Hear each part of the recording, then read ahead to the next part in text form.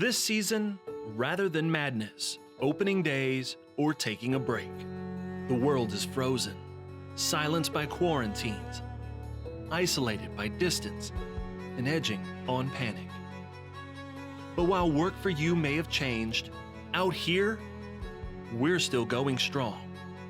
Our season is underway. The crops will get planted, the livestock will be fed, and your food will continue to be grown, just like it's been for generations. There's plenty to worry about. But out here, social distancing is our specialty. American agriculture farms on, today and tomorrow, for our family and yours. Hello and welcome to Farm Journal Live. I'm editor Clinton Griffiths here from the Farm Journal newsroom in northern Indiana as we continue to bring you the latest on the coronavirus outbreak and its impacts on agriculture. Let's get straight to the news today. We've got a lot to cover. The coronavirus pandemic continuing to weigh on the U.S. economy. New unemployment numbers are out. It shows some 5 million more people filing for first-time unemployment claims. Last week, that puts a total near 22 million people now out of work or filing for unemployment.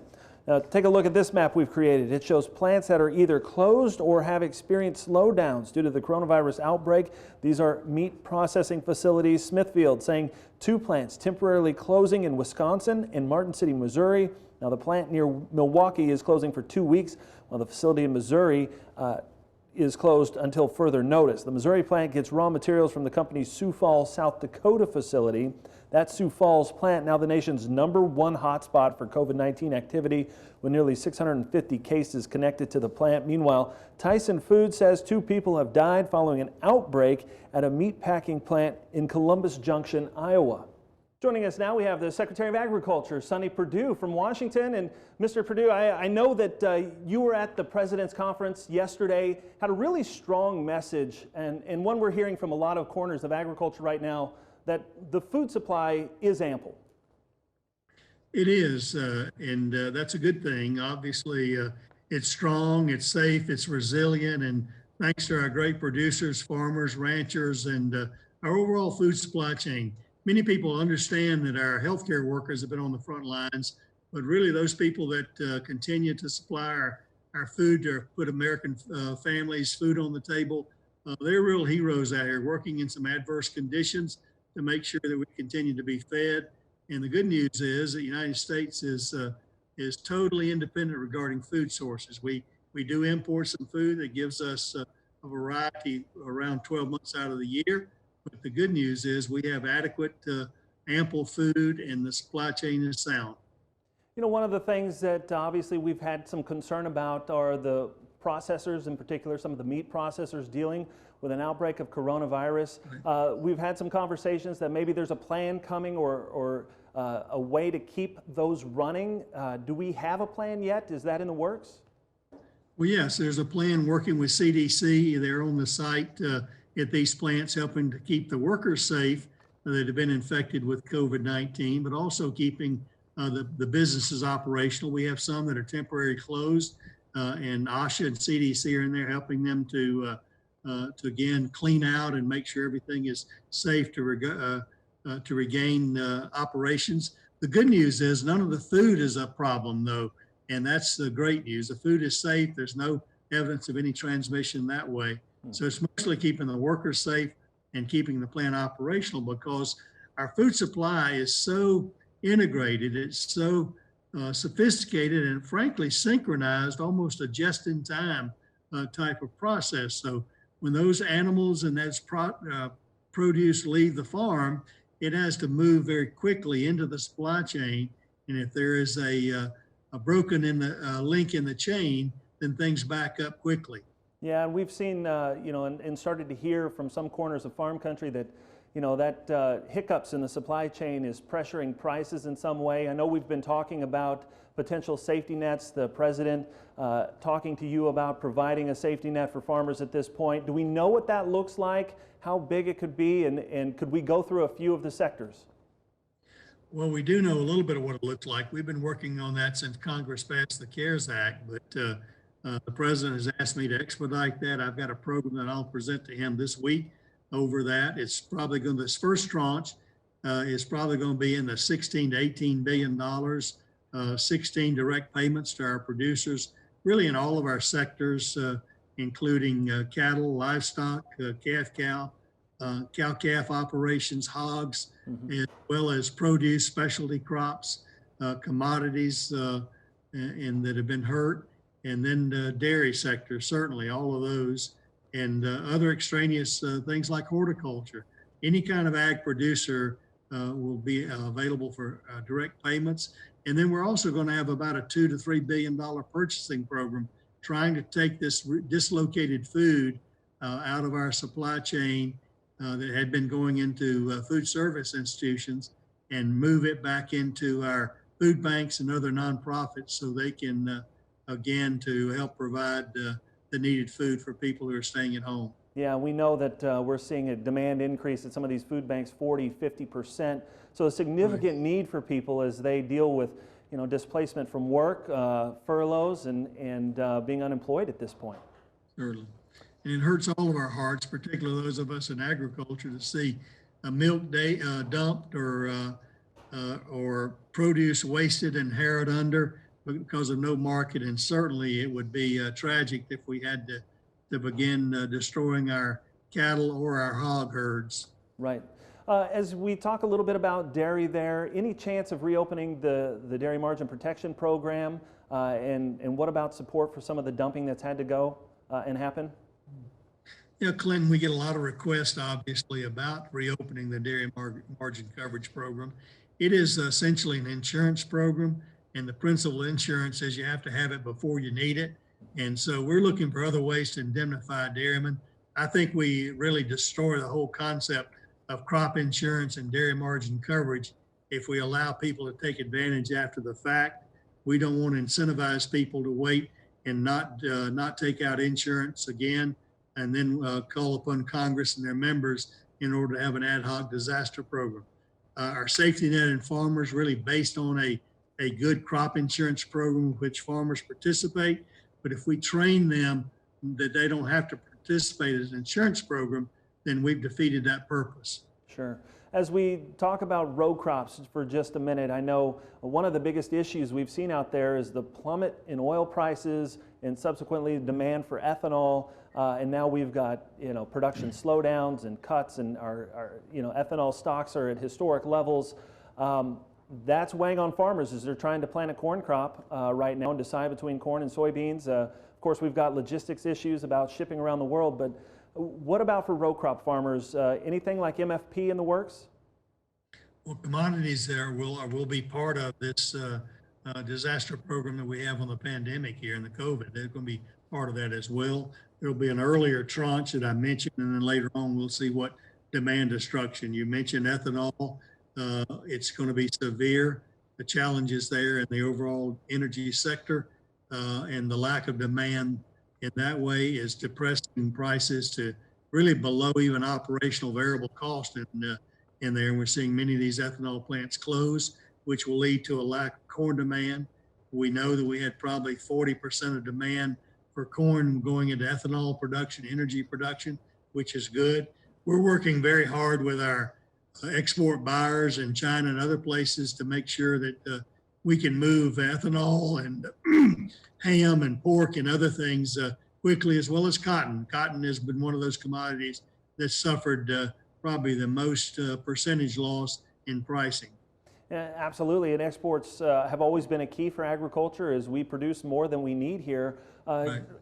Do you see us being able to move enough product here to kind of help stay prices and keep farmers working?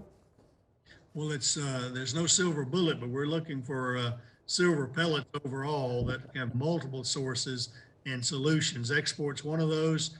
Certainly in the energy sector, we need to get people back to work. That's what the president's working on today in trying to restore this economy. It's a tough call, really keeping people safe while we keep our economy safe.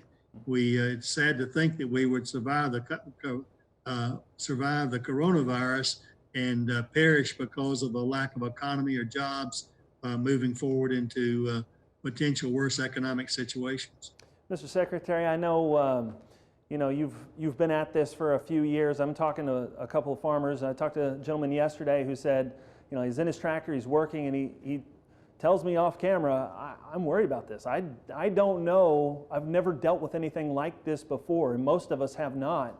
Do you have a message? I know here at Farm Journal we're trying to talk about farming on and working through here. How do we talk to American farmers out there that even through these tough times there's work to do?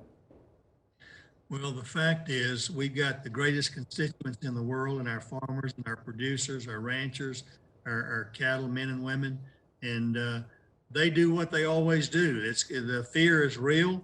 It's not any exaggeration. We've never seen anything like this at all. But again, I'm confident. I'm confident with the president that our economy will move back quickly. We'll restore this economy more quicker than we think, I believe. And there will always be a need for food. That's not something you can have do virtually or have a robot do in many ways. We're going to need our farmers and producers. So while they're undergoing extreme pain, the president, the USDA is going to do everything they can to make them survive. Certainly, it's not going to be a good year because of this, but we want them to keep them in business so they can continue doing what they do year in and year out for the American public. Mr. Secretary, I assume we expect some details on the safety net program at some point soon? Very soon, hopefully. We'll release it as soon as we can. All right. Well, I appreciate you taking a few moments to visit with us here. I know you're a busy guy, and appreciate all of your efforts to keep American agriculture moving through this pandemic and outbreak. Thank you, Clinton. Ethanol plants across the country shutting down due to greatly reduced demand for gasoline as Americans stay home and slow the spread of the coronavirus. Demand for ethanol and gasoline falling about the same rate. Finished motor gasoline production dropping more than 40% between February 28th and April 3rd. That's according to the Department of Energy. Let's bring in Geoff Cooper, President and CEO of the Renewable Fuels Association. And Geoff, as we talk about ethanol, we continue to watch production fall. Where do we sit this week? Well, Clinton, we're seeing a real crisis emerging in the ethanol industry. As you mentioned, gasoline demand is down 40 to 50%. And when every gallon of gasoline in the country contains at least 10% ethanol, that means ethanol consumption is falling as well. Today, 6 weeks ago, we were operating in this industry at a rate of about 16 billion gallons annualized. We have the capacity to do about 17 billion gallons a year. This last week, we were at 8.7 billion gallons. So we've got about half of the industry's capacity is shuttered today. 70 ethanol plants across the country are completely idle. We know there's another 65 to 70 facilities that have greatly reduced their output. And that leaves around 70 facilities that are operating at near normal rates. So about 2/3 of our ethanol plants are either shut down or have greatly reduced production. So it's a very difficult time for the industry. Yeah, absolutely. Obviously, extremely difficult time for the industry. And so as I was talking with the Secretary Perdue there, I asked him about, support for the biofuels industry. What are you hearing on that front? Of course, we don't have any specifics about what a plan could be or if there will be one. Yeah, that's right. And our priority number one for ethanol plants today is retaining their workers. Even when those facilities are shut down, they want to keep those employees close by. Keep them ready in case things turn around and they can ramp up production. So some of the provisions of the CARES Act helped with, covering wages and benefits, the Paycheck Protection Program especially. But beyond that, we're looking at what happens when the market does turn a corner and people start driving again and demand picks up. The bottom line is a lot of our plants have burned through their cash reserves. They have no cash flow. So in order to start buying corn and start buying those inputs again on the other side of this thing, they're going to need some help. And so we've asked USDA for some help from the CCC program. 50 members of Congress in both chambers last week asked for that same request. So we're hopeful that we're going to see something from USDA, and have Secretary Perdue directing some of those CCC resources directly to the ethanol industry. One of the things we've seen the last day or so are some states asking to be released from their requirements and blending requirements there. Walk us through that and where that fits in this conversation. Yeah, just yesterday we had 5 oil state governors sending a letter to Andy Wheeler, the administrator at EPA, asking him to just waive the renewable fuel standard requirements for 2020 because gasoline demand has fallen. That's ridiculous. Demand is falling for everyone. We're in the middle of a crisis. But the thing about the renewable fuel standard is, the RFS is actually converted to a percentage every year by EPA. And so if gasoline demand falls, the blending requirements under the RFS fall right along with it, the same rate. So there is no need to waive the renewable fuel standard. In fact, our industry is looking at the RFS for some certainty and sort of a floor under the industry today as we deal with demand destruction as a result of COVID-19. Geoff, where do we go from here? I know farmers are out trying to get a crop planted. Obviously, we've got expectations of somewhere around 97 million acres of corn. Obviously, a lot of feedstocks from sorghum and others go into making ethanol. We've got the whole DDG component and everything else that goes along and has been built and bolted onto this industry to make it an efficient part of the agricultural complex here. Where do we go from here with this? Well, you're exactly right. I mean, I think people forget that we make a lot more than ethanol in this industry. A third of every bushel that we're processing comes right back to the livestock and poultry industry as distillers' grains, animal feed, very high protein. We're hearing a lot of concern, especially from cattle feeders, about lack of access to that product and the high prices they're seeing. We also capture a lot of CO2 that's used in meat packing and food processing and beverage industry. So when a plant goes down, that product is gone as well. Where we go from here, I think the bottom line is the only way out of this box is to get people back on the roads, get people driving again, get the economy reopened, people going to school and work again. And we just don't know today when that might occur and how quickly that can occur. We just want to position our industry to be ready for that when it happens. Can we ramp back up? I mean, obviously, we've idled a lot of production here. How long will it take to get going again? Well, again, that all depends on if you got to go chase down 40 workers to try and get the plant back up and running. If these facilities are able to keep their workforce on site, keep them engaged in maintenance or training or whatever, a lot of these guys can ramp back up fairly quickly. It's a matter of days, not weeks. But the longer this drags on, some of them will be forced to send their folks home, lock up the gates, turn off the utilities, and then you're talking about weeks, not days, to get things back up and running. All right, Geoff, appreciate you giving us a little insight there into what's going on in the ethanol industry. Appreciate it. Remember, don't forget, if as you go out and do the work on your farm or ranch this week, share your pictures with us, share your videos with us. You can go to text FarmOn to 31313, or you can post to social media with the hashtag FarmOn. We'd love to see how you are continuing to work through a pandemic. And of course, we'll continue to keep you updated on the coverage with the coronavirus. You can go to agweb.com/coronavirus. Thanks for joining us here on Farm Journal Live. I'm Clinton Griffiths. Have a great day.